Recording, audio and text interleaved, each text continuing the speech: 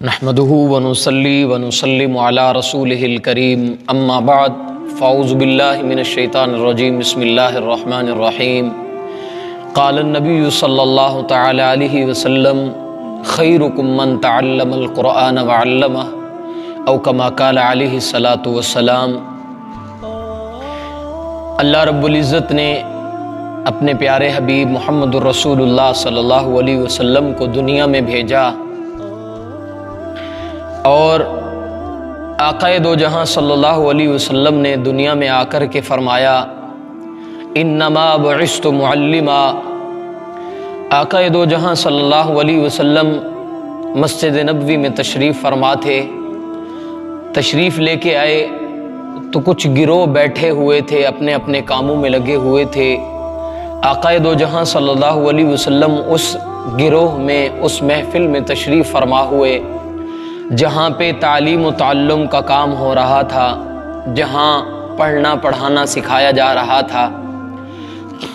آقا دو جہاں صلی اللہ علیہ وسلم اس محفل میں تشریف فرما ہوئے اور فرمایا یہ محفل دوسری ساری محفلوں سے زیادہ افضل اور بہترین ہے، اس لیے آپ صلی اللہ علیہ وسلم وہاں تشریف فرما ہوئے۔ بات کرنے کا مقصد کیا ہے؟ کل کا سانحہ پشاور ایک مدرسے میں، ایک اللہ کے گھر میں قرآن و حدیث کا درس پڑھنے والے طلباء کے اندر اتنا بڑا ظلم کیا گیا کہ طلباء کو شہید کیا گیا، اور وہ لوگ کہ اللہ کے پیارے حبیب صلی اللہ علیہ وسلم نے فرمایا کہ جو اللہ کے دین کے لیے تعلیم حاصل کرنے کے لیے گھر سے نکلتا ہے وہ اللہ کی راہ میں ہوتا ہے۔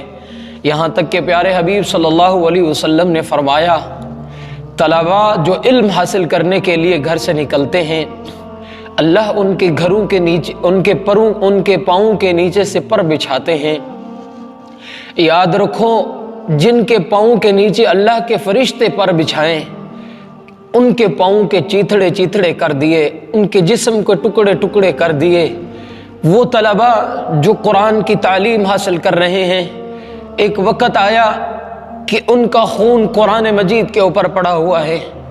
وہ لوگ کہ جو قال قال رسول اللہ صلی اللہ علیہ وسلم کی صدائیں بلند کر رہے ہیں، ان کی کتابوں پہ خون لگا ہوا ہے، احادیث کی کتابوں کے اوپر مٹی پڑی ہوئی ہے، احادیث کی کتابیں خون سے بھری ہوئی ہیں۔ اللہ کا گھر کہ جس کو بنانے کے لیے میرے پیارے حبیب صلی اللہ علیہ وسلم نے فرمایا من بنا للہ مسجدا بنى اللہ لہ بیتا فی الجنہ، جو اللہ کا گھر بناتا ہے اللہ اس کے لیے جنت میں گھر بناتے ہیں۔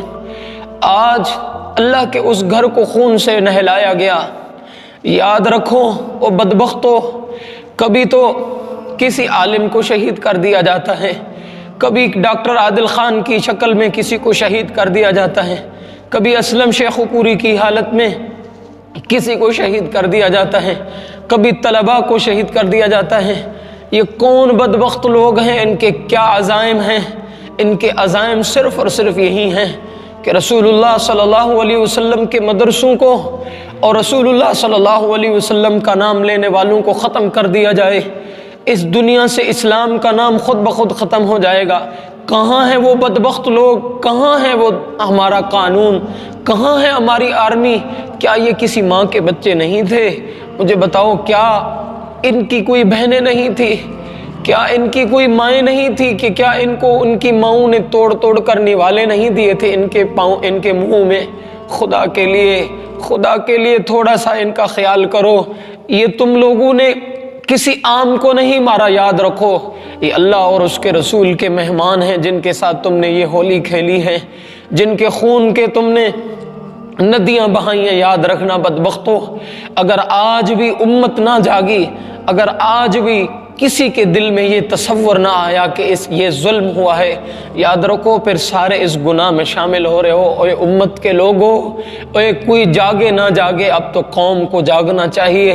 اب تو کہہ دو کہ یہ ظلم ہو رہا ہے مدارس کے اوپر۔ یہی پشاور تھا کہ APS سکول کے اوپر ثانیہ ہوا، پاکستان کا پرچم سرنگوں ہو گیا، جتنے بھی ٹی وی چینل تھے سب کے سب کیا ہو گئے؟ سیاہ ہو گئے، قراردادیں، مذمتی قراردادیں پیش کی گئیں۔ کیا مجھے بتاؤ یہ لاوارث ہے؟ کیا قرآن پڑھنے والا لاوارث ہو جاتا ہے؟ یاد رکھو میرے نبی صلی اللہ علیہ وسلم کو مکہ میں بڑی تکلیفیں دی گئیں، لیکن میرے پیارے حبیب صلی اللہ علیہ وسلم نے کیا فرمایا؟ فرمایا لا تثریب علیکم اليوم، جاؤ آج میں نے تمہیں فتح مکہ کے موقع پر سب کو معاف فرما دیا۔ لیکن پیارے حبیب صلی اللہ علیہ وسلم کا وہ مدرسہ جسے صفا کہا جاتا ہے، جس کا محتمم محمد الرسول اللہ صلی اللہ علیہ وسلم ہے، اور اس کے اندر پڑھنے والے حضرات صحابہ کرام ہیں، ایک قبیلہ آیا اور آ کر کے کہنے لگے کہ ہمارے ساتھ کچھ لوگوں کو بھیج دیا جائے تاکہ وہ ہمیں قرآن پاک کی تعلیم دیں۔ آقا دو جہاں صلی اللہ علیہ وسلم نے 70 صحابہ کرام کو ان کے ساتھ بھیجا، قرآن کے حافظوں کو۔ جب وہ گئے تو انہوں نے سازش کے تحت ان صحابہ کرام کو شہید کر دیا گیا۔ قربان جاؤں، جب میرے نبی صلی اللہ علیہ وسلم کو معلوم ہوا، میرے نبی نے 30 دن تک قنوت نازلہ پڑھی فجر کی نماز میں، اور ان لوگوں کے لیے بد دعائیں کی میرے نبی صلی اللہ علیہ وسلم نے، اتنی سخت، یہاں تک کہ جبریل آسمان سے آئے اور جبریل نے آ کر کے کیا کہا کہ اللہ کے نبی، اللہ کہہ رہے ہیں آپ بس کر دیں، کہیں ایسا نہ ہو ان کی نسلیں تباہ و برباد ہو جائیں۔ یاد رکھو قوم کے لوگوں، یاد رکھو قاتلوں، یاد رکھو ان معصوموں کو شہید کرنے والوں، اور یاد رکھیں میرے ملک کی پالیسی اور میرے ملک کی فورسز، میرے ملک کی فوج، یاد رکھے کیا کوئی اٹھ کے گیا ہے ان کے لیے کہ جس نے جا کر کے اس مسجد اللہ کے گھر کا کیا ہو، نظارہ کیا ہو؟ کیا کوئی گیا ہے امداد فراہم کرنے کے لیے کہ ہسپتال میں ان کا علاج مفت کیا جائے؟ کوئی بھی نہیں گیا۔ یاد رکھو میرے نبی نے کیا فرمایا؟ خیرکم من تعلم القرآن وعلمہ، تم سب سے بہترین وہ لوگ ہیں جو قرآن پڑھتے ہیں اور دوسروں کو پڑھاتے ہیں۔ تم لوگ ان کے دشمن بنے ہو، یہ تم ان کے دشمن نہیں بلکہ اللہ کے نبی صلی اللہ علیہ وسلم، تم نے آسمان کے فرشتوں کو تڑپا کے رکھ دیا ہے، تم لوگوں نے اتنا بڑا ظلم کیا ہے کہ تمہاری کبھی معافی نہیں ہوگی، آج نہیں تو کل، کبھی تو اللہ کے دربار میں تمہیں جانا پڑے گا اور تم لوگوں نے جواب دینا ہے، تمہیں پتہ چلے گا کہ تم لوگوں نے کن کا خون کیا ہے، کن کا خون بہایا ہے۔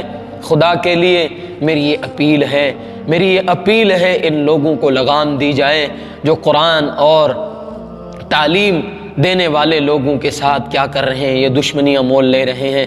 خدا کے لیے امت کو اب یہ سمجھنا چاہیے، اس سازش کو ناکام کرنا چاہیے۔ میری ایک دعا ہے اللہ سے، اللہ ان مہمانان رسول جو شہید ہوئے ان کو درجات کی بلندیاں نصیب فرمائے، اور ان کے لواحقین کو کہ ان کی مائیں جنہوں نے ان کے اپنے بیٹوں کے لاشوں کے سینوں کو بوسے دے کر کے کہا کہ اللہ یہ ہم نے تو کہاں بھیجے تھے اور ان کا کیا لاشا ہمارے پاس تو نے واپس بھیج دیا، اللہ ان سب لواحقین کو صبر جمیل عطا فرمائے، اور ہم سب کو ان کے دکھ اور غم میں برابر کا شریک ہونے کی توفیق عطا فرمائے۔ وما علینا